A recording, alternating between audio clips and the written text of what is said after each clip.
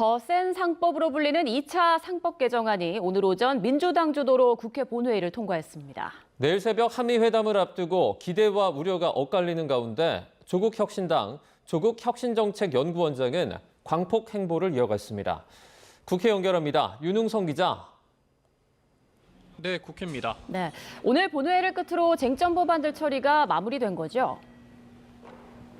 네, 오전 국회 본회의에서 민주당 등 범여권 주도로 2차 상법 개정안이 통과됐습니다. 국민의힘은 법안 저지를 위해 무제한 반대 토론, 필리버스터에 돌입했지만 다수 의석을 가진 범여권이 24시간 뒤 강제 종결시키고 법안을 처리했습니다. 개정안은 자산 2조 원 이상 상장 회사에 집중 투표제를 도입하고 감사위원 분리선출 확대 등을 의무화해 이른바 더 센 상법 개정안으로 불립니다. 이로써 이달 초 방송 3법을 시작으로 노란봉투법, 2차 상법 개정안까지 윤석열 정부 거부권 행사에 막혔던 쟁점 법안들이 국회 문턱을 넘었습니다. 국민의힘은 노란봉투법과 2차 상법 개정안을 경제내란법으로 규정하며 헌법 소원 등 법적 조치를 예고했고 민주당은 야당이 발목 잡기만 한다고 반박했는데요. 이어서 들어보겠습니다. 이재명 대통령을 만든 대선 청구서임을 감안하면 국민은 버리고 강성 노조와 지지 세력만 챙기는 반국민, 반경제적 선택을 할 것이라고 예상이 됩니다. 낭독이 끝나면 준비한 원고의 처음으로 다시 돌아가 앵무새처럼 똑같이 읽는 모습을 보이기도 했습니다. 반대한다면서 준비한 논거는 없습니까? 필리버스터 전국이 일단락됐지만 여야는 특검법 개정안을 둘러싼 또 다른 대치를 예고하고 있습니다. 민주당은 특검 출범 당시 예상보다 범죄 규모가 훨씬 크다며 수사 인력 증원과 기간 연장 등이 필요하다는 입장인데 다만 애초 모레 본회의로 전망됐던 개정안 처리는 특검팀 의견을 청취한다는 이유로 일단 연기했습니다. 내일 새벽 이재명 대통령과 트럼프 대통령의 한미 정상회담을 두고도 여야의 전망은 어떻습니까? 네, 이번 순방에 강훈식 대통령 비서실장까지 이례적으로 동행한 것을 두고 의제 조율 등의 어려움을 겪고 있는 것 아니냐는 우려가 나왔죠. 하지만 민주당은 한일 정상회담으로 셔틀 외교 복원을 이뤄냈다고 높이 평가하면서 한미회담에서도 성과를 기대하고 있습니다.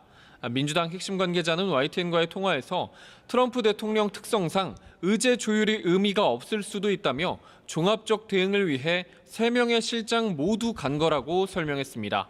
외교통일위원회 소속 김상욱 의원도 라디오 인터뷰에서 트럼프 대통령은 실무자 협의를 현장에서 뒤집어버리는 경우도 있었다며 장관과 비서실장 등이 총동원되는 게 당연하다고 말했습니다. 국민의힘은 한일 정상회담에서 양국 협력을 강화한 건 일부 긍정적으로 평가하면서도 한미회담에는 우려를 나타내고 있는데요. 국민의힘 외통위 간사인 김건 의원은 라디오에 출연해서 돌발 변수에 총력을 기울이기 위해 실장들이 간 걸로 보인다면서 국내는 누가 지키는지에 대한 걱정이 있다고 밝혔습니다. 특히 한미회담 성공을 위해서 기업들의 역할이 크고 실제 총수들이 대거 동행했는데 국내에선 기업들을 옥죄는 입법을 밀어붙이고 있다고도 비판했습니다. 네, 이어서 당내 상황도 보겠습니다. 조국혁신당 조국혁신정책연구원장, 오늘은 봉하마을을 찾았다고요? 네, 조국 원장은 오전 경남 김해 봉하마을을 찾아 노무현 전 대통령 묘소를 참배하고 권양숙 여사를 예방했습니다.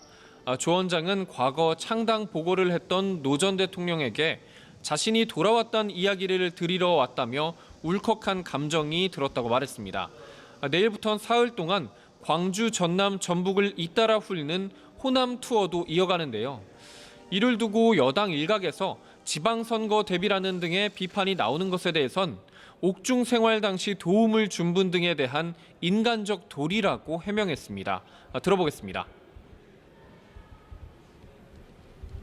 저를 위해서 많이 애써주신 게 있습니다. 정말 어르신들인데 직접 찾아뵙고 인사 올리는 게 인간으로서 도리 아니겠습니까? 민주당 비판에 대한 혁신당 차원의 대응도 나왔습니다.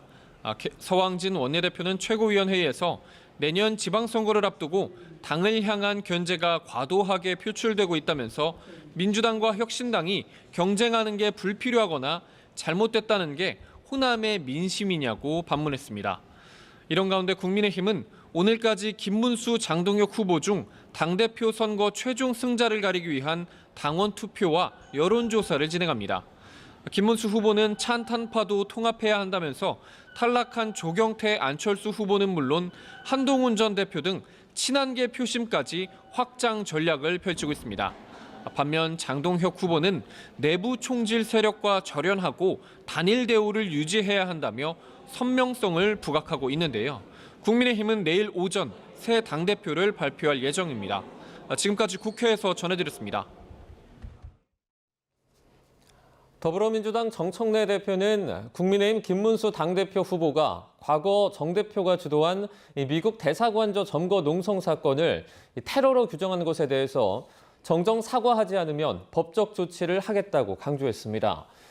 정 대표는 오늘 SNS에 김 후보가 자신에 대해서 수류탄을 던지고 쇠파이프로 현관문을 다 깨고 대사관저에 불을 지르는 아주 흉악한 분이라고 했는데 그런 사실이 없다며 이같이 적었습니다.